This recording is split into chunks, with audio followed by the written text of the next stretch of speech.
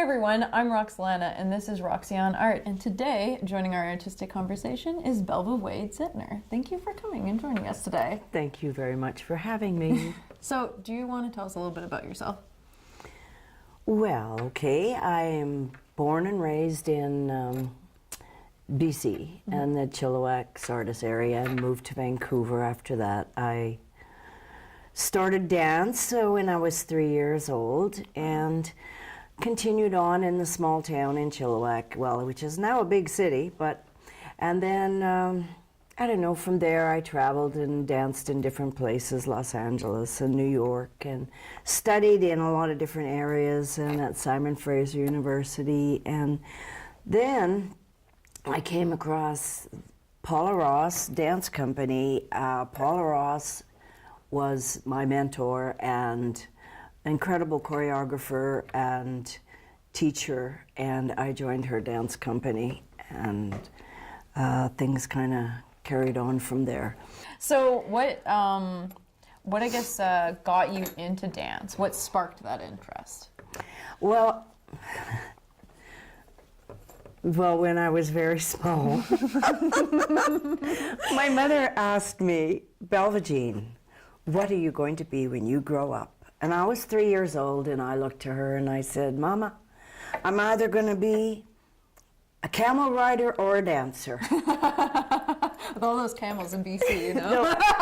No camels in British Columbia, so dance it was, and I knew that was what I was gifted to do from a very early age, and I thank God I'm still able to do it at my age now. Yeah. So. Yeah, so do you dance still, or are you teaching? Like, what is it that you're doing now? I teach and I choreograph. I can still dance. Nothing like I used to. Oh. Everything changes when you get older. Yeah. But you grow into that. And that's why I have my assistants that when I'm teaching, and I ask them to demonstrate a grand jeté or whatever, because my old body just can't do that anymore. Oh. And plus I broke both my ankles in 2014, so that set me back even a little bit more. But no, I'm good. I still got some kicks and some turns, and I can still do my pirouettes. And actually, I love to show the children every now and again. I'll be like going through the warm-ups with them, and I will go into the full splits and sit there, and their little mouths will drop. Say, oh, Miss Belva, you can do the splits still. And I'll say, yes, and if I can do them, certainly you can too, right? So, yeah. So it's just to inspire them a bit too, you know, because they know I'm their grandmother's age. Oh, wow. So, anyways. Yeah. So, what do you find is the main difference between teaching dance and performing? Because you were performing, you were solely performing when you were younger, right? That's all I wanted to do. I did not want it. In my professional time with Paula Ross Dance Company, for instance, I did teach younger classes, right? But there were company classes for myself, and I was always doing classes, right? And in rehearsal, right? So you're in rehearsal all day. So for me, I didn't want to teach. I didn't want to choreograph, and I didn't want to teach. I just wanted to perform. I wanted to dance. I wanted to soak up everything I could about my body and where I was at, and I wanted to bring the choreography to life for my choreographer, whoever it may be, right? And that was my purpose. I sort of tunnel vision that way, I guess. Now, as I've gotten older, of course, and I'm not performing anymore, teaching is so rewarding. Oh my gosh. Especially because of my age. I keep referring to my age, but especially because if you start teaching when you've got these kids at 3 and 4 years old, and then I watch them. Oh, you get to see them grow up. Yes. Yeah, that's awesome. They become family to me. I love them so much. And they also, when you see them graduate and you train them up to become these wonderful dancers. Yes. And they get to know my choreography, my style. Every choreographer has their own style. Right. My style so well, and they understand how much it means to me. I can start doing pieces that have depth to them, pieces that have meaning. I'm not working with professional dancers, but my gosh, sometimes you'd think they were, and I drill them. Oh, you've been there. I've been to one of your classes, I know. Oh yeah.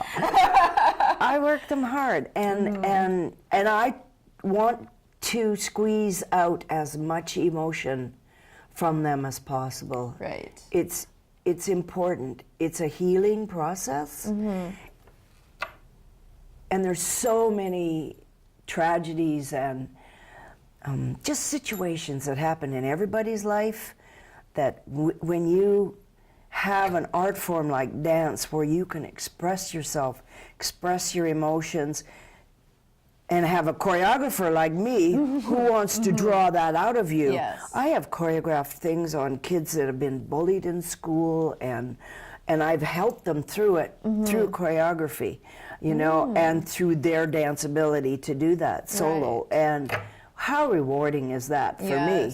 Absolutely. As a human being. Yes. I mean, let alone a dancer, teacher, slash choreographer, whatever, but as a human being that loves those students and sees them grow up and become such fine dancers, and yeah, it's wonderful. Yeah, that's It's a awesome. gift. A wonderful gift. What have you seen, like what kind of effect have you seen dance on your students? Like what are some experiences that you've seen and that they've, you know, dance has really helped them, it's enriched their lives, it's helped them through a certain situation? Yes, well, yes, okay. Well, I remember in particular one situation, this young girl that started with me when she was 3, and she's graduated now. In fact, she's a registered nurse now at Health Science Center, and she's a wonderful girl. But you know, she had some real troubles in school. She was being bullied, like I alluded to that earlier. I could never understand either. She was so attractive and active and just such a nice, Just truly a good person. nice person. Maybe that's why. Yeah, that's Called very true. jealousy. Yeah. And so I choreographed this piece for her so she could work through that. It was a solo. And to see her come through that, and the rehearsals we have, see, this is really where they work through their healing stage, is through the rehearsals. Right. Not Yes, necessarily not the that performance. final performance, because it's through our rehearsals and me setting the steps and how does this feel for you, and okay, and let's pull out more of that feeling, and okay, I need to see that on your face. And once they allow that feeling to come up through their body and that to come to their face, then the tears start coming. When the tears start coming, I know I've hit that place. Right. And I mean, it's always been, it's always been that way for me. Dance has healed me through so many things. And you know, so there is that. And then there is, well, another beautiful dancer I had. She just was going through such a time in her last, I think she was 15, 16 in that age group, and she just felt so vulnerable. She just felt really super vulnerable at all times, and was like, I almost seemed like a bit of depression, you know, that she was working through or something, and she just wasn't sure of herself. Again, beautiful physique, exceptional dancer, and here she was going through this. So I did a piece about her feeling inside out, with that vulnerability. That just reminded me of sushi. You know when you make those rolls and you put the rice on the outside? Yeah. Well, inside out, that's exactly the vision I got. Sushi, all right, must be hungry. But anyways, yeah, and so to work that with her, and I had her like tearing at herself, and like literally tearing at herself and trying to open up that place. Right. And it got to the point where she's like shaking wow. at the end of it. And for me, that was a breakthrough. Yeah, that's amazing. This is all in rehearsal, of course. You know. Yeah, you yeah. know. I mean, there's been so many examples of things like this. You know, well.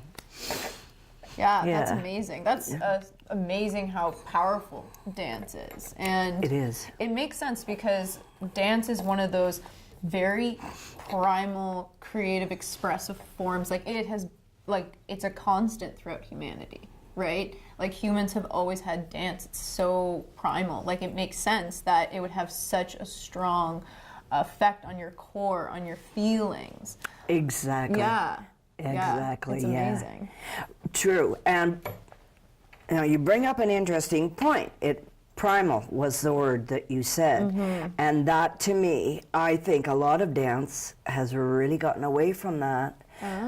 Technique is so very important. We need all the technique, the ballet, the jazz, the contemporary. We need all that.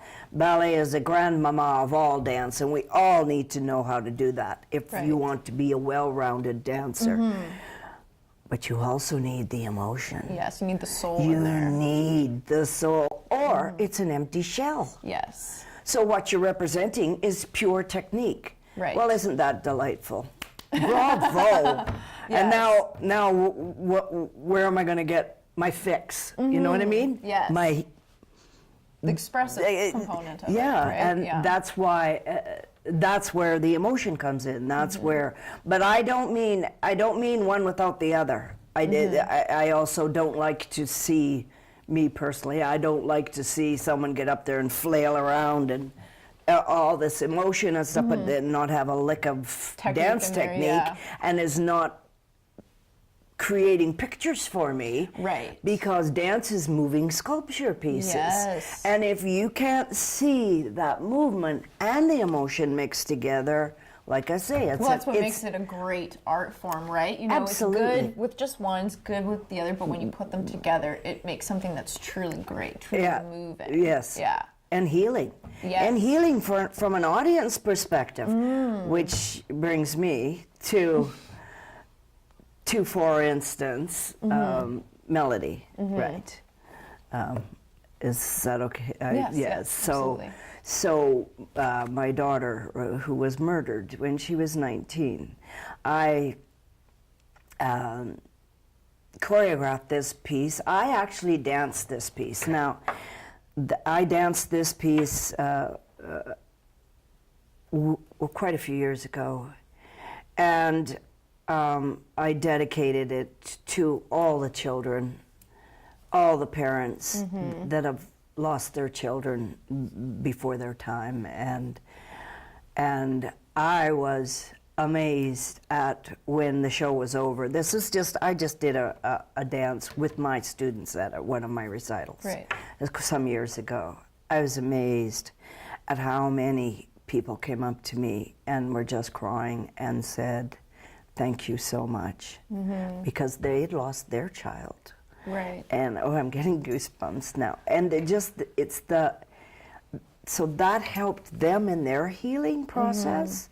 So I brought this, I shelved it for many years, and then I brought it back up again, and I thought, I need to choreograph this again. So that's what I did, but I choreographed it on my dancer, Melinda Irvin, and she did a stellar job of it. She was me in this, and she took it extremely seriously. Right. And well, when we were rehearsing, I mean, the tears were flowing. Constantly for me, but very often for her and the rest of the dancers that would be there were watching. I mean, and there was dead silence. When it was finished, it was just like, you know, and the beauty of that, when she performed that, again, the same kind of healing came from the audience.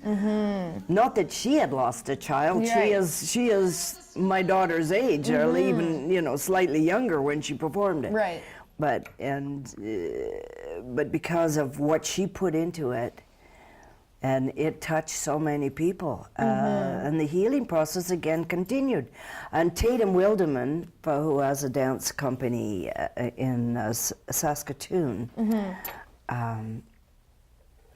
she also, I sent her the video, and she performed that in her concert in Saskatoon. She performed it as a solo, and the same experience happened with her. So yeah, it's interesting, you know, like I think sometimes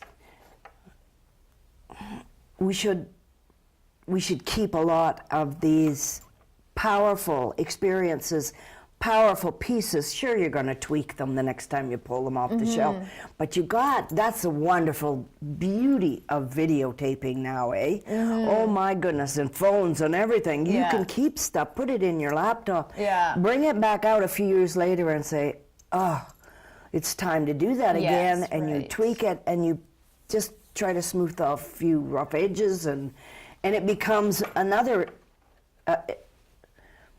a continuing important piece, and a continuing healing for more and more people. It's always healing for me, of course, personally, because you just never get over that sort of situation. Yeah, but, of course. Okay, yes. So, okay, I should mention that piece was written by Miles Black and Glenda Ray, and sung by Glenda Ray. Glenda Ray is my sister-in-law, and married to my brother, Brett Wade, and they live in Vancouver, and she's an incredible singer. And so the lyrics in that song is God's promise that we'll meet again where the sky touches the sea. There's a place we'll meet again. So, which is, yes, which is my hope and God's promise to me, and my hope that yes, I'll see her again. That's one thing I really loved about your piece. When I had watched it, I obviously cried. It was, it's very, Thank you. It's very interesting how abstract movements have such a distinct, meaningful feel to them. Yes. It's like when I watched it, I was like, I just felt overcome with emotion. It was amazing, and it just felt, you could feel this beautiful interplay between grief but hope as well. And it was that combination that just really, you could feel it, and like my heart just like, oh, wonderful. It was beautiful. It really was. Oh, thank you so much. Thank you. Yeah, it was. It means a lot amazing. to me. Thank you. Yeah, well, you can tell with your pieces, they have a lot of meaning behind them. Many of the pieces that you do have so much meaning behind them. Yes, and they do. And there have been quite a few, and actually a lot of the pieces that I did after I broke my ankles sort of came from that. I broke both my ankles, so one on both sides and one on one side. So I was totally vulnerable from being moving and dancing and doing this and that, to being totally vulnerable. And my husband, oh, what a prince of a guy, totally looked after me. I had 2 surgeries and was in the hospital for a couple of weeks, and oh my goodness. But then it was a wheelchair situation. Well, I couldn't get to the dance studio. I had to sleep on a couch, and so there was a couple of weeks there I wasn't at the dance studio, and my beautiful girls, my junior teachers, took over the classes for me, but the choreography all stopped, right? So then, in the wheelchair, and my husband would take me there, and our friends in Esterhazy, where I teach, Steve DeLuey would come, and they would help get carry me and the wheelchair up the stairs, because it's not wheelchair accessible, right? And I'd go in there and choreograph. I choreographed a lot of those pieces from a wheelchair. Oh, really? Talking, and then I had canes, and I'd get up, and then sort of, then I'd have to sit down again, and but then you see, I trained up these dancers, so my mature dancers, my advanced dancers, knew what I wanted when I said, okay, this is where we got to go with this, and this is the pattern. So it became really a cool experience. Like there's very always, interesting. yeah, because I found out so much about myself. Yes, yeah, and it's a very unique experience that you would never voluntarily put yourself in, right? So No. exactly. Yes. So yeah, it's. I know in those sort of situations where you get placed in something, you're like, whoa, I would never choose to do this, but you get so much out of it. Like you get this whole unique perspective on yourself that you couldn't necessarily access otherwise. No. Yeah. Absolutely. And that place of vulnerability too, I knew,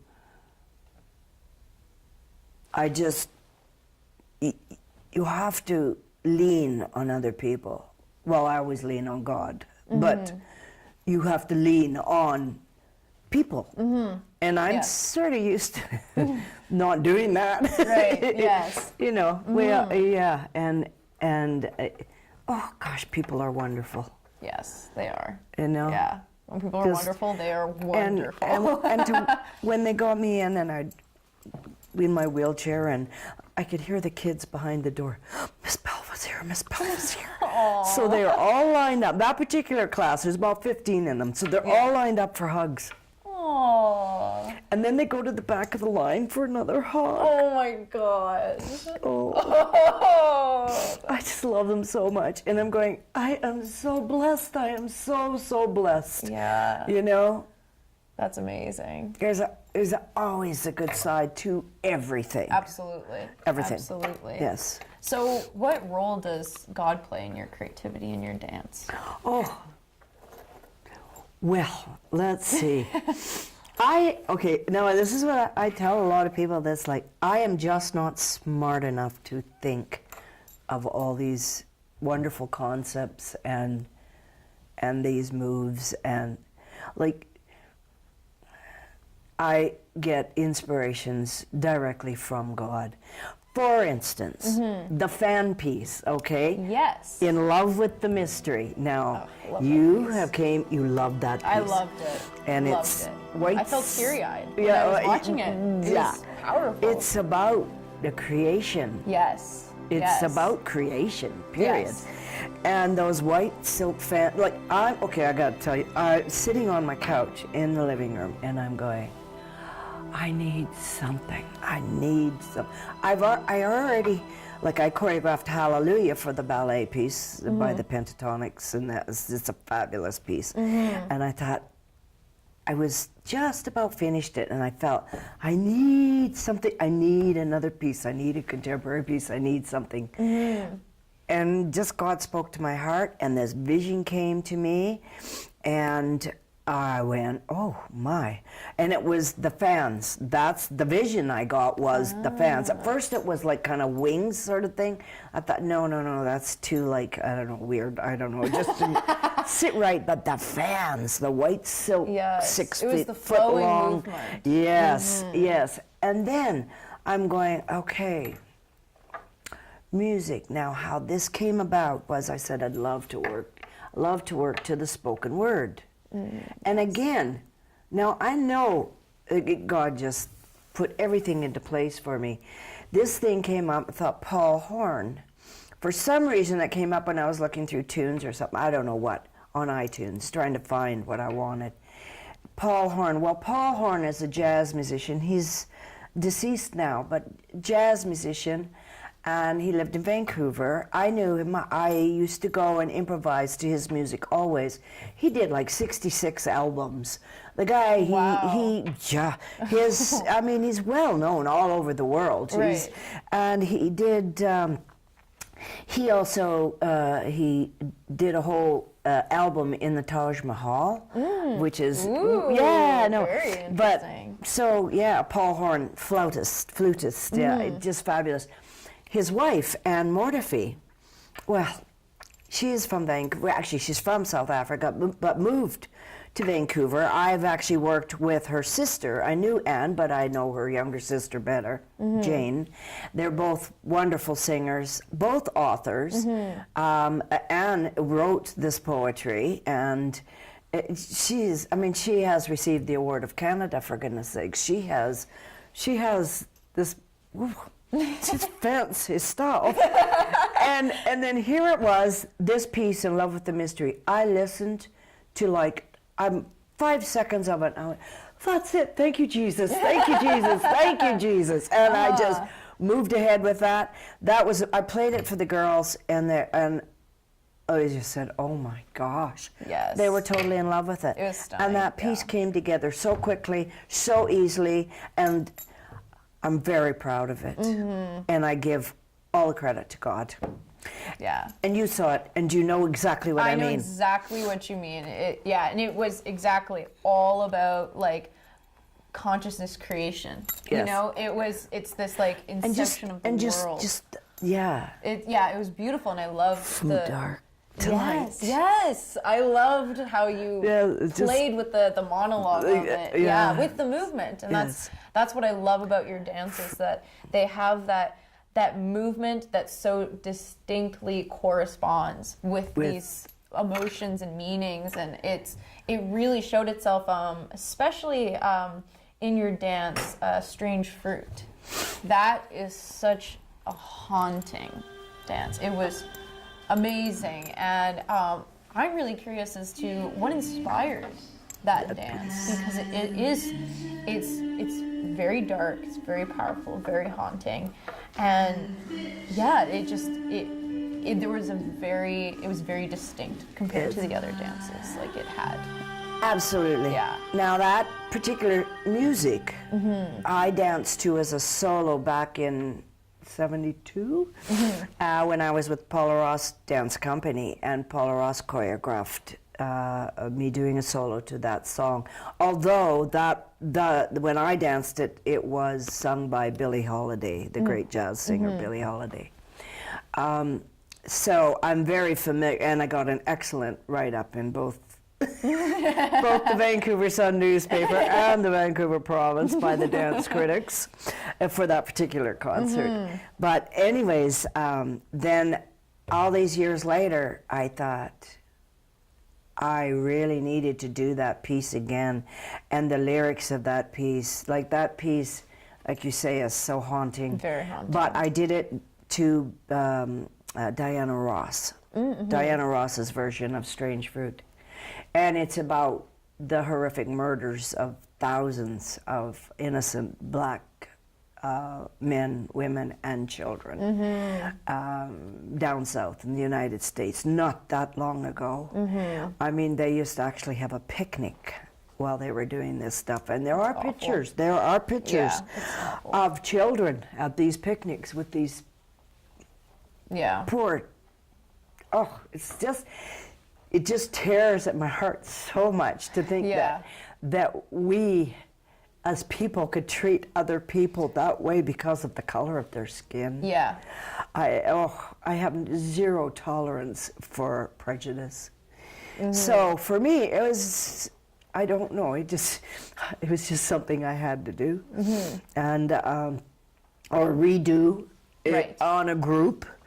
And when I did it in Esterhazy, I also teach in Russell, Manitoba, because that's I live there, but have a studio in Russell as well. So, but in Esterhazy, Glenn Marchand at the school there, I asked if he could project a picture behind my dancers on the wall, because the wall is a lighter color, and I sent him a picture of an old gnarly tree with the hangman's noose. Yes. And it was more profound than I even thought it could be. Yes. When I saw that, it was riveting when you were watching it. It was just like, and the lyrics to that song are all the pieces, all the art forms, the visual, the dance, the poetry, all of it came together and created something extremely powerful. And the commitment from my dancers, not even professionals, and the commitment from them was phenomenal. And just that they're serious and they're totally in their character, and they knew how much it meant to me. Even when I describe these concepts to them, I cry because it hurts my heart. It hurts my soul. Yes. And they get it. They get it. Some dancers would just roll their eyes and laugh. I mean, Not my kind of dancers. No, not but yours. there are some. Don't let the door hit you in the butt on the way out. Yeah, no, yeah, it's a wonderful, it's a wonderful piece because it does not just apply to that, as horrific as that was. It applies to now, to today, to all our prejudices. Yes. That should not exist. Yes. You don't judge people. It's not your bloody job. Yeah, absolutely. You find the good in them. Of course, you don't allow people to take advantage of you. Yes. But you know. You recognize that. But yes, still. and yes.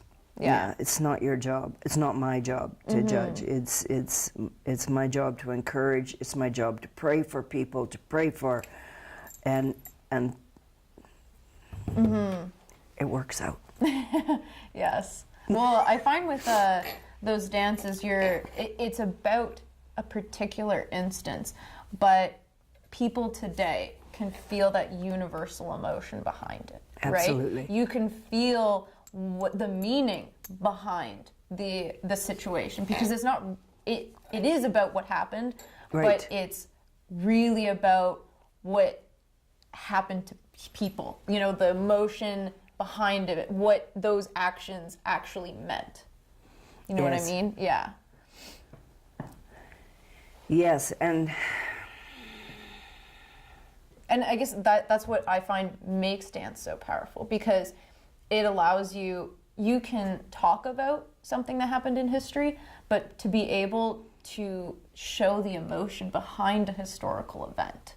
yes, It's so much more powerful. Punch. It has that punch where it's like, and have to be there to know what it meant. yes, and it makes it so applicable to every day. Yes, exactly. Yeah. And to me, what is the point of an art form if you can't extend love and healing through it? Yes. And anger. And anger. I've got a few pieces, boy. that they're gnarly and creepy and in your face, because that's life too. Yes. That's a whole part of life. Yes. Like, so it's not that I the nasty. I get a little nasty sometimes. But you know, it's like, see, there are times when I feel it'd be fabulous just to scream on stage. And, well, it could be another piece coming up. Yeah. And that brings me right back to what you were talking about at the beginning of the interview with that primal, Right. primal energy that Yes. has to be there, as well as the dance technique, that emotion, which comes from way deep down. It's Yes. not even here. It's Yeah. deeper. It's way deep down. And yeah, so Yeah, that really reminds me of that sort of, I guess, animalistic component. It really reminds me of your dance Velocity. oh yeah, I Yes. forgot all about Velocity. Oh, I didn't. See, Strange Fruit, I actually started up at Wade Dance Camp at Mississippi, which I run every summer for 2 weeks. And Velocity Yes. was another one I did up there at dance camp.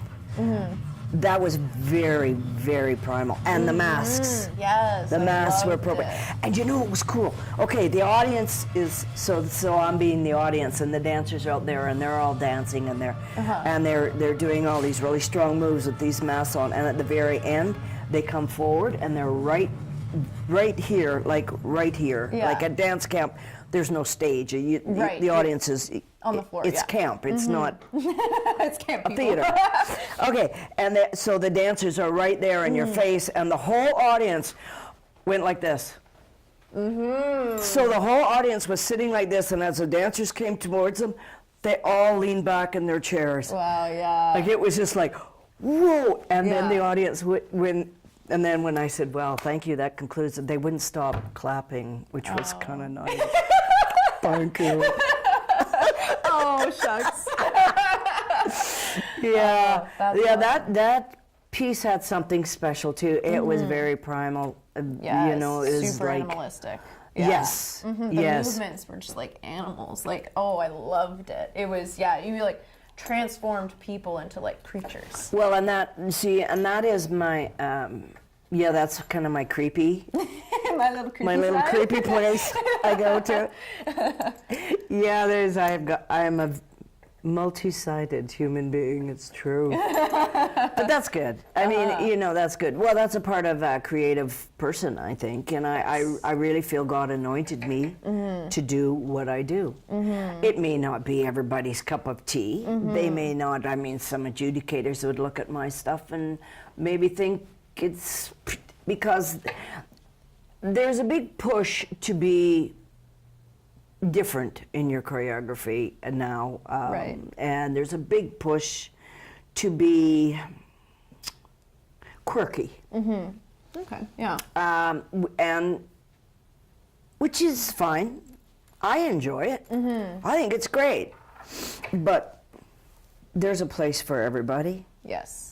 Yes. I really think. I think if you train your dancers well, and they are solid dancers, and you give them some meat in your choreography to work with, and then back it up with that emotion,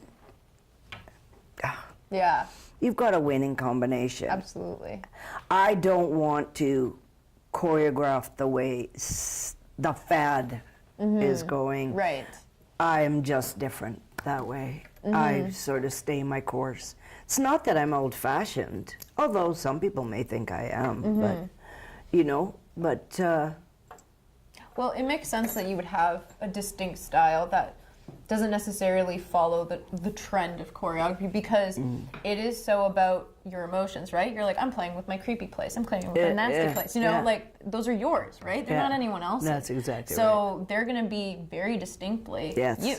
Yeah, true.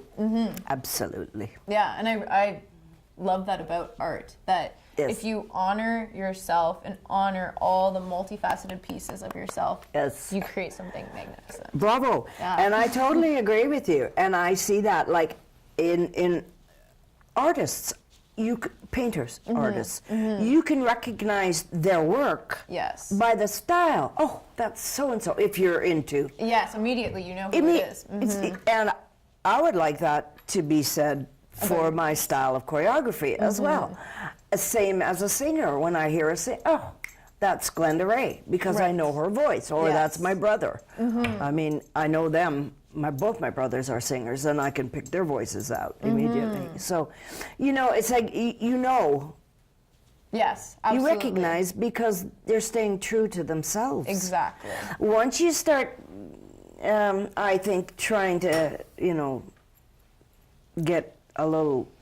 You're too preoccupied with the audience, right? What does the audience want, you know? Oh, gosh, then you become commercial. Exactly. Which is Yes. fine, Yeah. if that's your gig. If Yeah, you if are that's what you wanna commercial. do, yes. Which, speaking of, I love doing commercial gigs. I did Girls a la Carte, which was a Jack Card production in Vancouver many years ago, and I danced with some of the finest dancers in Vancouver, and oh my gosh, I got to wear the feathers and the backpack and shake my stuff and high kicks, and I totally loved it. Do a lot of back ball changes and a lot of high kicks and fan kicks, and you know, because we did can, it was like it was a Vegas style routine. And although I was the lead dancer in that one, and I had a lot of work with my my dance partner, Paul Tahoe. And when I came down from one of the lifts, my foot turned at an awkward ankle, and it was my left foot, so I should use my left hand.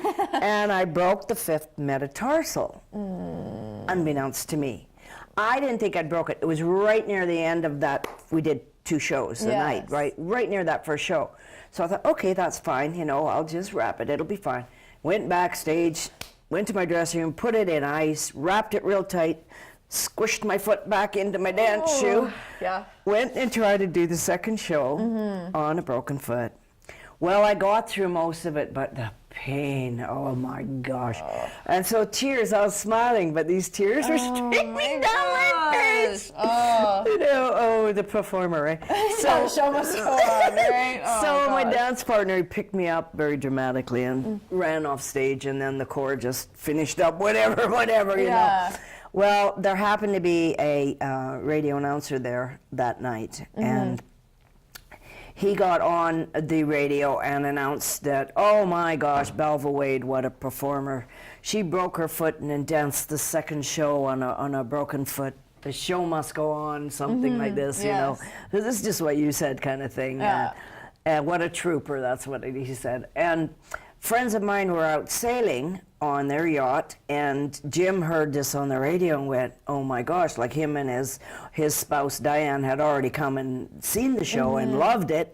And he said, Belva will be devastated. So he hired a private plane and called me up and said, okay, Belva, get a taxi down to the Bayshore Inn. The private plane's waiting there to pick you up. And I went and sailed on his yacht for 10 days. So. Totally worth the broken foot. Another silver lining. Yes, of course. Oh my gosh. So That's it was awesome. so many years ago, eh? Oh boy, yeah. That was a wonderful trip.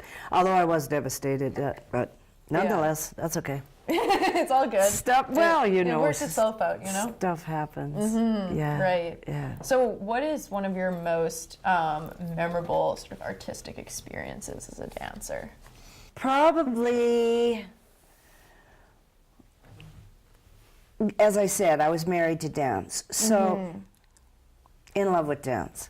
So all I did was 10 a.m. at the ballet bar for ballet, my ballet class, and through the day, classes for myself, teaching classes, then in the evening rehearsing, and then going to, like, Gassy Jacks was down in Gastown in Vancouver, and Paul Horn, who I was speaking of earlier, he is one of the performers that was there. There was fabulous. Skylark was there, David Foster, who is, of course, very well known. His band was there a lot. So I got to improvise to all these bands. And then there was an after-hours club I used to go to. Oh, there was also another club, Oil Can Harry's. That was a great place. Oh my gosh, Charlie Mingus, all kinds of fabulous. Okay, but I digress. Okay, but then there was an after-hours club called The Parlor, and that's where all the musicians from all these fabulous clubs in Vancouver would come and jam. My brothers were also there jamming because they're musicians. And so, and then different guys from different bands would jam together, and it was just fabulous.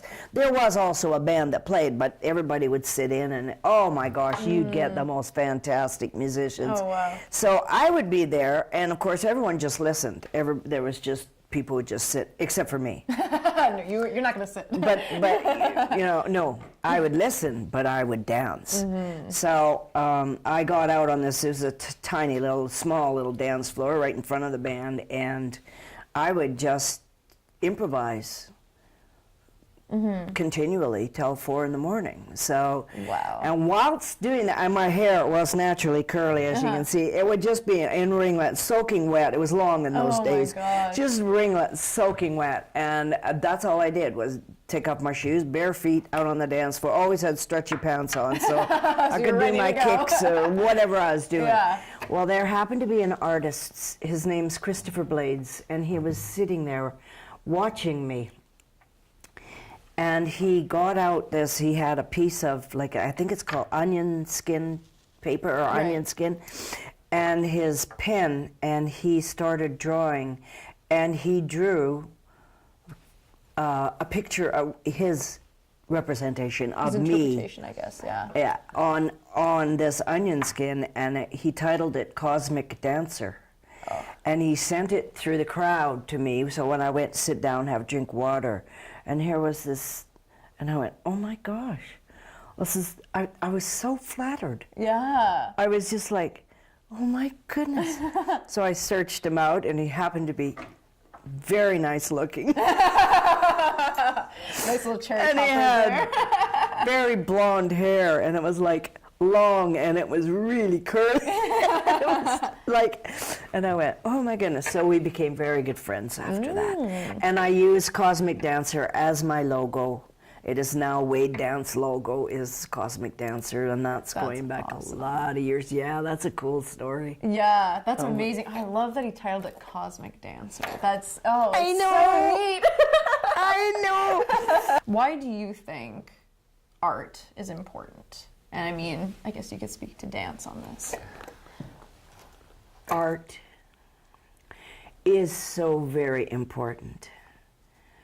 Art is where all of the arts, is where we derive our culture, Yes. our humanity, our brain enhancement, and our heart enhancement. Art should be in schools. Absolutely. They have, many schools have tried so hard to take art out of the schools and God. Two things I feel that make us better human beings and kinder. It has been proven that dance especially enhances your brain power. And I mean, what those kids go through in class in order to remember all these corrections I give them. Yes. Of course, it's repetitive. I have to give them the same corrections over and over. And they can only do what they can physically do, right, for a certain age. But I demand more as they get older, right? Okay, and their brains, they have to remember this choreography. Of course, when they're smaller, it's pretty much a string of steps together, right? There's no big concept or anything like that. They don't have the seasoning of life experience to pepper the whole the piece anyways. So what you got to do is just keep that simple, but they have to remember a whack of steps, and I do not pull back. I want them to learn as much as possible. Dance is difficult, and a lot of kids drop out because of that, and it's too bad. I think parents should make their kids stick to stuff, not let them just drop out. But again, that's my opinion. So where was I going with all this? Oh yeah, so your brain, you get work. It's work, but it's fun work. Absolutely. And it's been shown that dance is far more beneficial than sports. There's been, so which is lovely. And well, there is that expressive element in there that I can see that kind of brings it's you're an athlete, but you're also this performer. It's this artistic athlete. Well, right? see, Albert Einstein put it very nicely. Oh, okay. Yes, he said dancers are the athletes of God. God's athletes are dancers. I like that. That's very, I like that. I do too. He's a smart man. Yes, so it's like... well, I know coming from, like, I love dance, but I never really was able to get into it. It was just, I was very academic focused. That's what my parents were like, you need to focus on academics because that's what's going to get you a career. That was kind of always the dialogue for me as a kid. And here you have Roxy on art. I know. Like, I love dance. I find it so intriguing. It's, like, so beautiful. And I've always been interested in it. And I've looked at some like tutorials and stuff. I'm like, oh, maybe I'll like try some things. It's difficult. There is a lot going on that people don't really recognize until give it a go. And you're like, whoa, I got to remember, like, it's not even just the remembering, it's like being so body aware and knowing what to do with it. Spatially aware too. Yes, you're very aware in your cognitive capabilities. Absolutely. You need to have very high cognitive capabilities. Absolutely, yes, and that's funny you should say, because the whole idea of dance is like to bring is to make it look easy, is to do it just fabulous, but make it look easy. And then, I just like, sometimes I want to just defy audiences. Could you please stand up and try that now? And then you're like, wait a second. Yeah. What? No. Keep your back up. Come now. Yeah. It's nice if you have a natural attribute, if you have a gift to begin with. But even if you don't with dance, and I mean, recreational dance is so important for the children. And it allows them to just really get a good workout and express themselves as well. And oh my goodness, like that's... And feel comfortable in your body too. Oh yes, and to be aware of your body and to be in control of your body, I believe is extremely important. And I believe it's empowerment. Absolutely, yes, and when seeing your dances as well, there's a lot of touch involved, and touch is so important for people. Having that, feeling comfortable with like in a dance, being able to have that contact and doing something emotional that's so nourishing. Yes. It's such a nourishing thing to do. Oh, gosh, yes. Yeah. And the exchange of, touching. Yeah, it's that alone. Do you know what? Cool. You've given me a few ideas for choreography now. Yes. You'll have to show me those. And I will. And at dance camp this July, like we run the dance camp, and it's you can come for 1 week or two at the Mississippi Ski Hill there, and it is wonderful because it's over 6 hours a day of dance. Wow. And this is where I get to experiment with some pieces too. Like this is where Strange Fruit and Velocity started too. Oh, really? Okay. See, so for me, it's like choreographically, but the classes are all about technique. It's about bettering your technique. But then we do have a little recital at the end of the week, so we have to put something together. So for me, it's a chance to experiment with something that I wouldn't ordinarily do, or something that I wouldn't. Well, that's not true. I would ordinarily do it, but it gets me a chance to experiment with other dancers because we have there's dancers that come from all over Western Canada, right? So they don't necessarily know my style, but it's really cool to work with them. It's really fabulous. Yeah. It's exciting for me too. It's challenging. Yes, right. Because you never stop learning in dance. Oh, ever. You can, It just goes forever. So I hope the good Lord's going to give me a few more years. That's all I got to say.